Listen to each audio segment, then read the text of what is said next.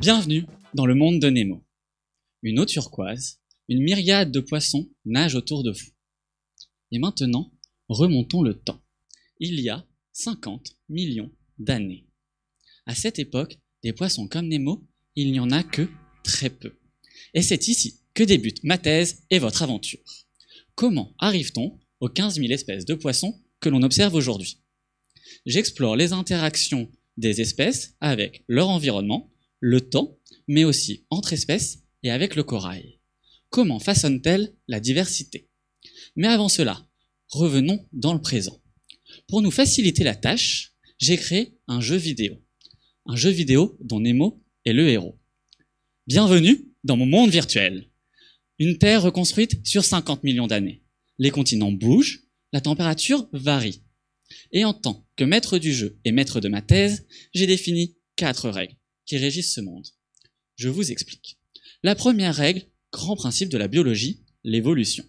Nemo ne restera pas petit et orange toute sa vie. Petit à petit, peut-être qu'il deviendra gris et terne ou grand et resplendissant.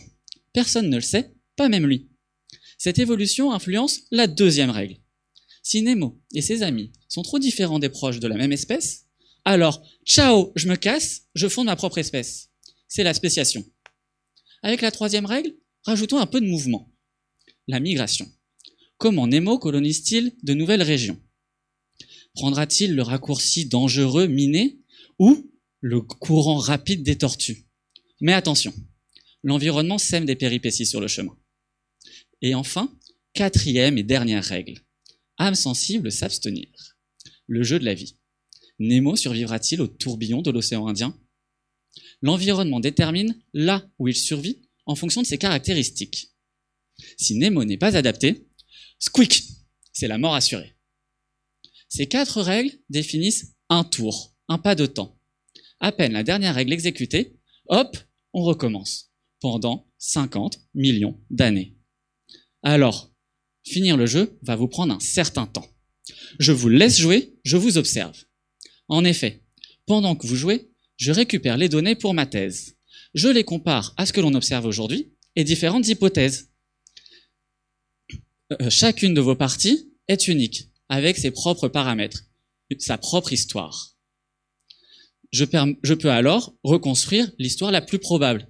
Mais surtout, je garde une trace de ce que l'on perd aujourd'hui, de l'histoire que l'on peut perdre. La crise de la biodiversité efface des pans entiers de l'histoire, et nous en sommes responsables. Alors, soyons joueurs jusqu'au bout, et agissons maintenant pour protéger Nemo, leur histoire et notre futur.